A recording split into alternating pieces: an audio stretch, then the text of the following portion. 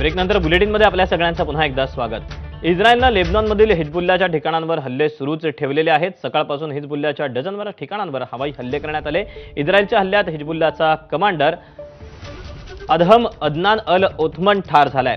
Commander अदहम हा तरुणांना दहशतवादी कारवायांचं प्रशिक्षण देत होता। बैरूतमधल्या इराण दूतावासावर देखील इस्रायलचे हवाई हल्ले सुरू आहेत।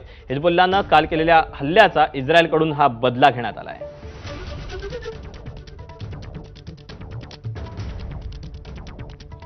इराणमधील मुलींच्या शाळेतील बॉम्ब हल्ल्याच्या चौकशीची मागणी करण्यात आली। संयुक्त राष्ट्रांच्या मानवाधिकार कार्यालयाकडून ही मागणी करण्यात आलेली आहे। शाळेवरील भीषण हल्ल्याची तात्काळ आणि निष्पक्ष चौकशी व्हावी। इराणमधील शाळेत झालेल्या हल्ल्यात 180हून अधिक मुलींचा मृत्यू झालाय अशी माहिती समोर आली आहे।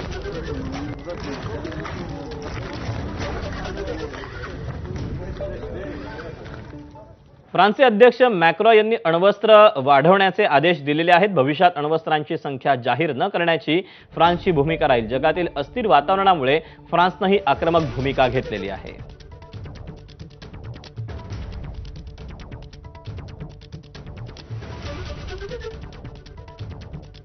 बातम्यांसोबत बुलेटिनमध्ये वेळ झाली, इथेच थांबायची। ब्रेकनंतर पुढचे अपडेट